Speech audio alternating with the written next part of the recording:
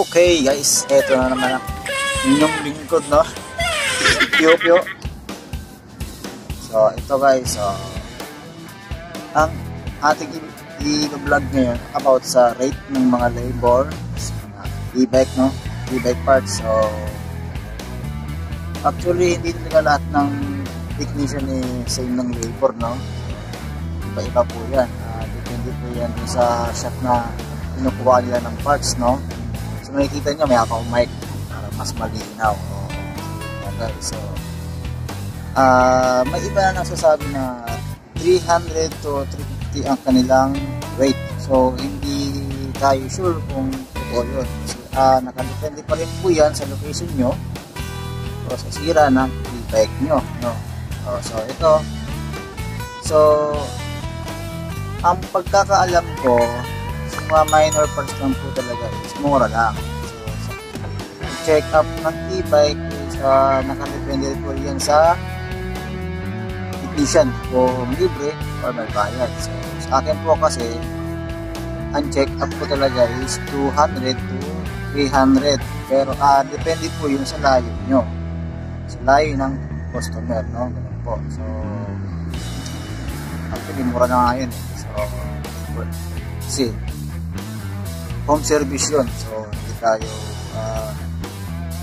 tayo sure kung matutuloy ng mga ganun, no? So yung home service natin yan, pag once na alam ko na malayo, so home service yun guys. So basta sa mga minor parts lang po talaga ganun. So sa pagpapalit ko ng gulong, nakadepende po talaga yan sa lahat ng technician ko magkano. Sa akin kasi ang mga interior ko, lalo na kung sa mga minigil, Phoenix, so ang speed talaga dyan is sa minigil kasi medyo ban lang siya 150 pero sa malapit lang po yun, so ganun po. So 150 po yun sa labor, hindi pa kasama parts. So kung kasama po ang parts doon, so may additional na po ako na shipping doon sa handling fee na 50 pesos. Kung magkano yung rate ng parts na yon, so nag-add po ako doon ng 50 to 60. Yun po, depende po sa layo yun. Depende po sa layo ng customer, no? Yun po, no? So sa labor po talaga, minsan nga 150, you know. So mataas po yun, no? Kasi hindi naman po basta-basta yung mga ginagawa natin, pagtatanggal ng mga gulong sa interior, no? Yun po. So iba po talaga ang rate ng mga technician. Yun po. So kung sa mga tube type yun, no? So sa akin po kasi sa mga tubeless naman po is naglalaro ako sa 200 to 250. So labor lang po yun sa tubeless, hindi pa kasama dun yung parts. Yun lang po. So sa wiring naman po, depende po sa wiring po talaga ng e-bike, no? Kung ipapagawa yan sa wiring. Kasi sa wiring kasi medyo makuha ng wiring. So ginagawa kasi minsan dyan, tinatanggal ko buong flaring, saka yung buong harness tinatanggal ko yon. So hindi ko agad-agad magagawa kasi hindi ko ako gumagamit ng mga local na electrical tape, no? So yung mga ordinary electrical tape. So ang ginagawa ko po doon, nabili talaga ako ng pang electrical tape ng mga harness, no? Mga ganun, halaga sa lambot, tapos inodoble ko siya ng cable tie para hindi talaga siya matuklap sa harness. So sa wiring naman po kasi hindi po agad ako bumibili ng mga wire sa tabi-tabi. Namimili po ako ng wire na talagang mas akma dun sa harness natin. Ako gusto namimili ng wire, kaya minsan nag-aabono muna ako, tapos nagpapatong ako ng presyo sa labor. Nireless ko na din po yun pag basta alam ko naman na walang-wala yung tao, no? So nireless ko doon. So pag ganun guys is sakto lang bigayan kapag ganun. So ang rate ko po sa pag-deliver ng harness guys, 500 to 600, depende po sa layo. Oo, basta depende po sa kilometro na tatakbuhin ko. So yung talagang hindi ako lugi sa gas. Oo. Tapos sa pag-install ng controller guys, so alam nyo naman sa mga specs ng controller natin, so alam nyo na yun. So nagtatanong din ako doon anong e-bike nyo po, kung ano bang gusto nyo, kung may speed 1, 2, 3 ba, ganon, or ganyan, bla bla bla bla, ganon. So yun, so nagawa ko rin yun. Minsan po hindi ako nag-aabono kapag gano'n na malaki yung bibilin ng parts mo. Minsan talaga minsan sila na yung nag-aabono, no? Minsan nag-check up muna ako, check up ko muna yung e-bike nila, tapos ako sila pinupuntahan. Yung ganun guys. So yun, so pag alam ko na itong kailangan nila, so minsan sila na yung nagbibigay sa akin ng pera para mas less sa babayaran nila. So hindi po ako nananaga ng presyo sa parts guys. Pinapapili ko po ang customer ko, o kung ako yung bibili o sila yung bibili. So pag alam nila hindi lang kayo bilhin, so sinasabihan ko sila na okay lang po ba ma'am na kayo po muna mag-abono, so i-receive na lang po natin. Yan na po additional yun. Pumapayag sila, so okay po doon. So i-install, so ganyan. So install yun ng controller guys, depende po sa layo ito, no? So minsan naglalaro ako sa 500 to 600 install ng controller, no? All in na po yun, no? Hahanapan ka ng speed 1, 2, 3, brake, kasi alam talaga natin na iba-iba ang wiring ng controller, no? Iba-iba ang mga socket nito. Yun nga guys, no? So ang in-offer ko po talaga guys, repair, no? Mechanical or ano dito, repair ng shock. So karamihan kasi sa mga kasi ngayon, karamihan kasi mga gumagawa ngayon, hindi na hindi sila masyado nag-o-offer ng repair sa mga shock, no?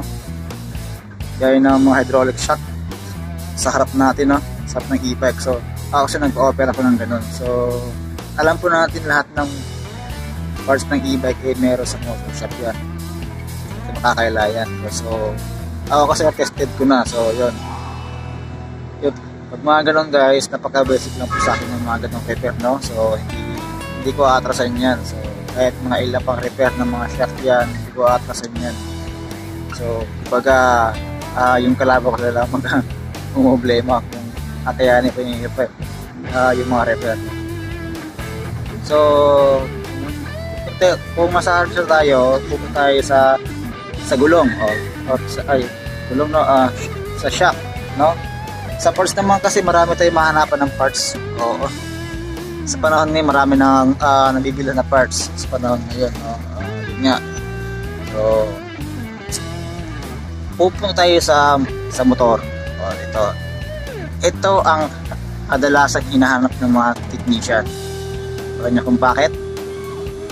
Kasi mahal ang labor nito. Oo.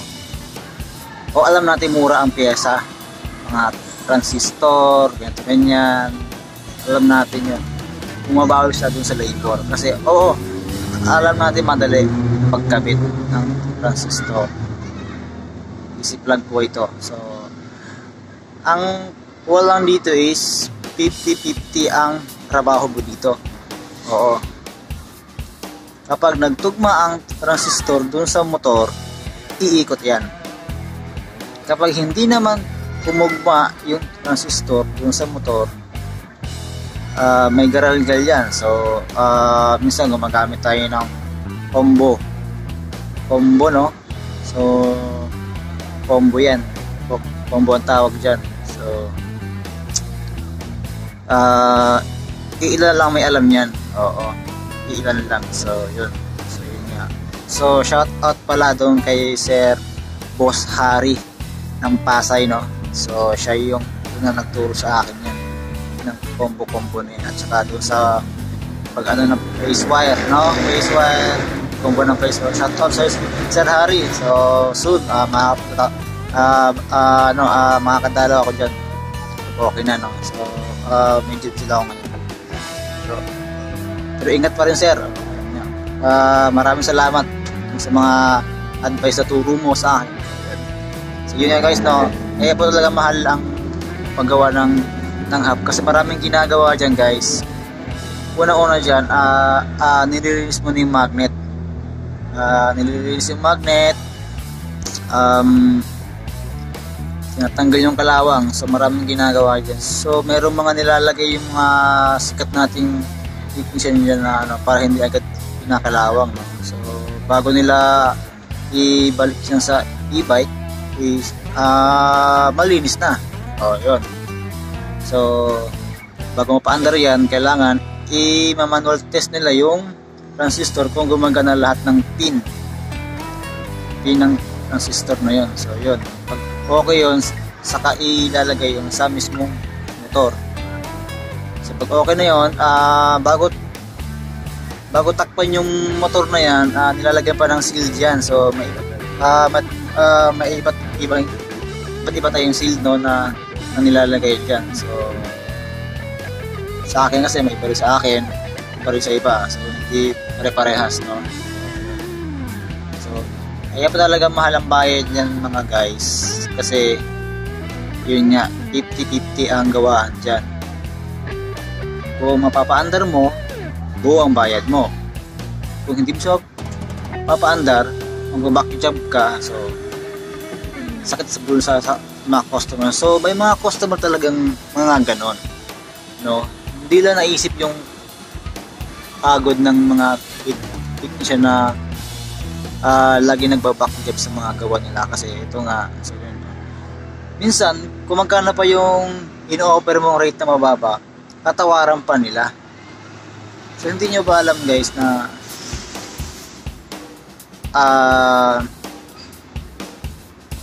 ang mga technician mismo yung bumibili ng pyesa para sa inyo, tapos tatawaran nyo pa? Oo, alam natin na pandemic tayo. So pag alam natin guys na hirap yung technician kasi sila yung nag-a-aboard talaga minsan.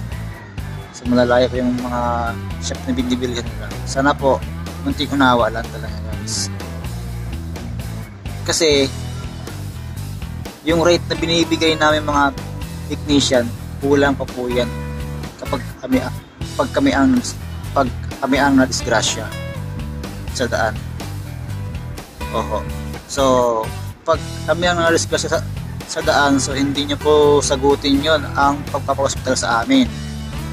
So sariling pera namin ang gagastusin doon, so problema kami. Yung ibabayad yung labor sa amin, wala pa sa kalahati ng bill sa hospital pagkas kami ang aksidente. So hindi namin pinapaako sa inyo ang mga bills namin sa hospital pag kami na-aksidente. So sa amin yon. So sana naman guys, kunting unawa lang, kasi dugot awis ang pinupunan namin dun. Sa rate na yun guys, nandun na lahat yung pagkain namin, pag araw-araw, kulang pa nga yun. So sana naman kunting unawa lang kung bakit ganun kamahal kami mag-rate sa mga labor, no, parts. So kung bakit ganun kamahal, kasi home service po yan guys. Kung gusto nyo makalis kayo, pumunta kayo sa mong bahay or shop, at least doon, no, makakalis kayo. So pag home service kasi guys, so nag-a-add na kami doon ng rate. So guys, no, kaya bakit mahal ang rate ng mga technicians sa mga repair, no, kasi dahil doon. So ang mga tools namin, ito namin pinukuha sa rate, sa labor namin, sa mga binabayad nyo. Kapag may kailangan kaming tools na bilhin, so hindi agad namin yung binibili.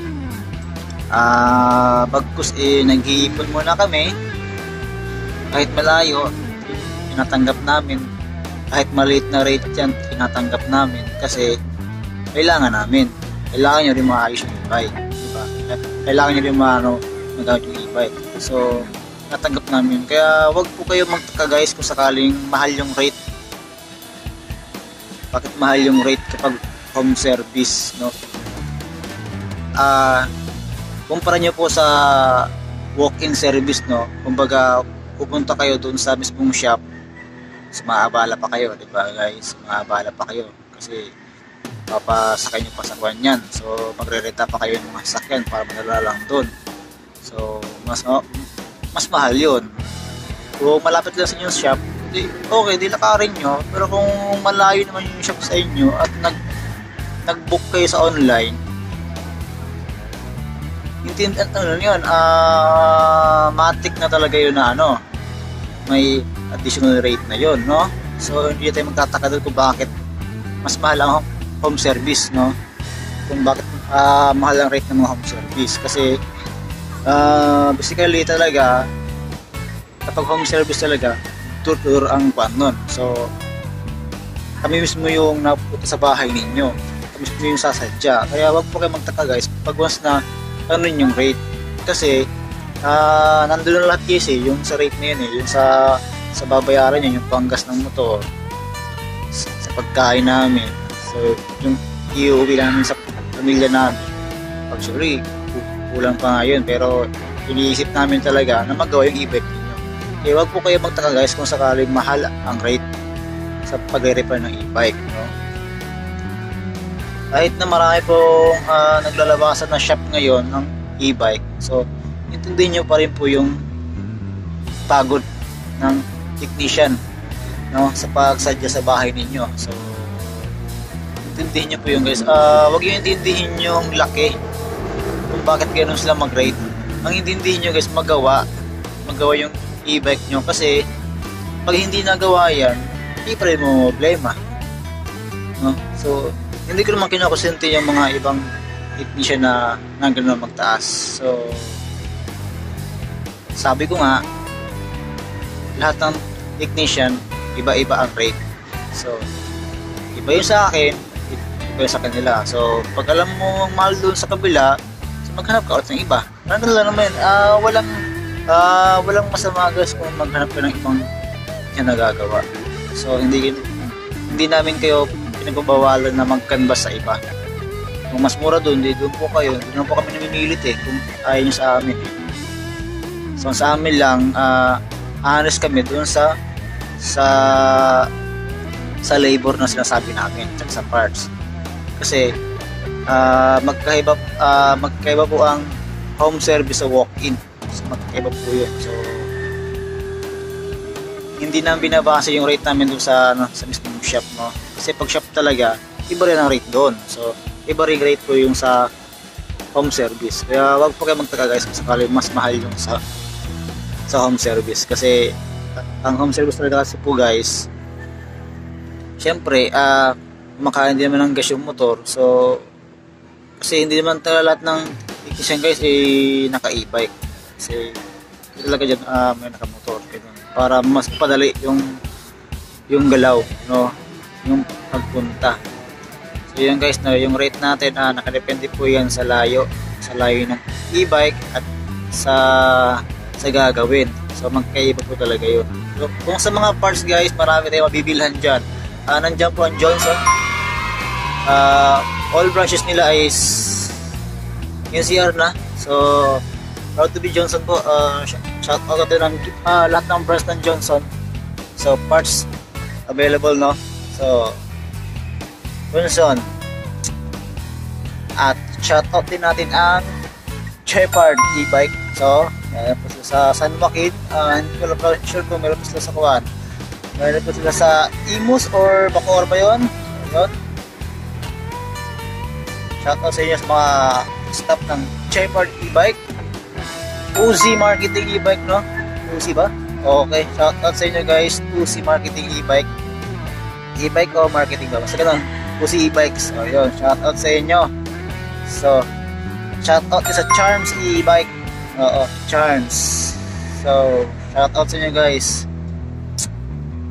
More blessings po kami guys. So alam ko hindi nyo ako kilala, pero narinig nyo ang pangalan ko. So shout out sa inyo guys. So hindi ko na po i-mention ang mga staff ninyo kasi hindi ko sila kilala. Yun po. Basta shoutout sa mga lahat ng e-bike parts shop sa buong Pinas. So mga parts lang guys. Shoutout din pala sa Green e-bike. Green e-bike pre. Sa Bacoor. Sila sa Jose Martires. Green e-bike at meron din sila sa Baclaran. So guys, Green e-bike. So suki na ako ng Green e-bike. Suki ako niyan. So kilala ako ng Green e-bike. So pag napunta ako sa shop nila sa Bacoor, so welcome ako. At shoutout din pala South Boys Angelo, shoutout sa iyo pre. So shop ka na. So shoutout din pala kay Pao Rodel, no? Nasa Imus ngayon, no? So shoutout pa sa Pao at doon sa isang Pao natin kay e-bike repair shop. Shoutout sa iyo pre, e-bike. So yun na guys, marami tayong e-bike part shop ngayon na nagkala sa buong Pinas, no? Pero hindi ko lang kung buong Pinas. Alam ko kasi may iba ka sa wala kaya sa ibang lugar eh. So ang alam ko lang talaga sa bandang Cavite, no? So doon sa iba na e-bike shop na hindi ko shoutout, pwede po kayo mag-comment guys sa baba at isa-shoutout natin kayo sa next vlog natin, no? Yun guys, kung sa e-bike parts lang po guys, marami tayong bibilhan yan. So wag po kayo bibili sa online like sa Lazada or Shopee kasi hindi natin masusure kung nasa warranty ito. Alam naman natin na COD sila. So ang warranty, ang basa nito guys is yung warranty kasi kung bibili ka ng parts talaga guys sa shop na, no? Shop talaga sa mismong kakilala mo.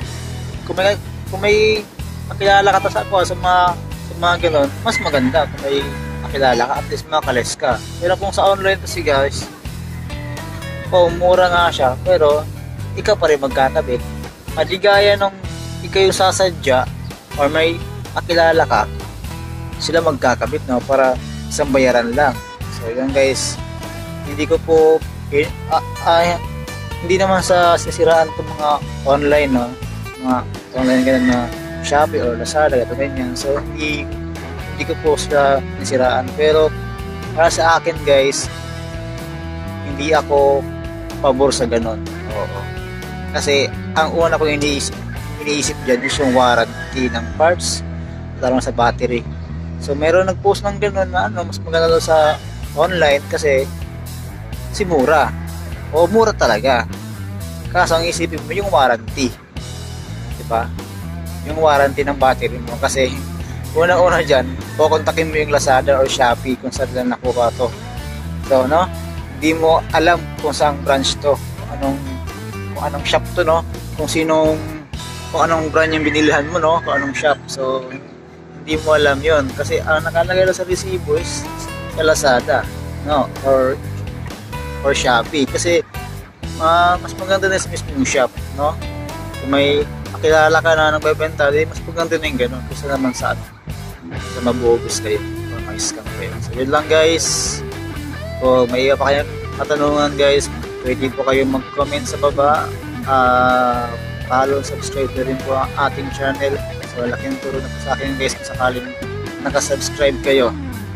So yun guys, kung sakaling katanungan pa, wag mahihiyang magtanong kay Piu Piu. Ang inyong galang technician kung saan napupunta ay nandoon din ako. Kung saan may skill ang e-bike ay nandoon din ako. Huwag kayo mahihiyang magtanong kung may right mate ba nito. So yun lang guys, mag-ingat ang lahat at alam natin ang ating bansa ay pinapasok na ng mga bagyo. So yun nga guys, so sa lahat po ng mga nawalan ng mag-anak, no? Condolence po. So hindi man tayo makatulong, at least sa prayers makakatulong tayo. So yun lang guys, maraming salamat. At sa susunod na vlog natin, mag-shoutout ulit tayo ng mga e-bike shop, no? Or mga repair. So next vlog natin guys is repair naman. So naghahanap ako ng mga machimpuhan. So naghahanap ako ng machimpuhan na ma-repairan. So namimili po tayo ng ma-repairan na mas nangangailangan po talaga. So yun guys, maraming salamat guys. Like and share na po ng ating page or share ang ating YT channel. Subscribe na po kayo guys. Maraming salamat. Ngayon lang po, pabos mga kapyo-pyo.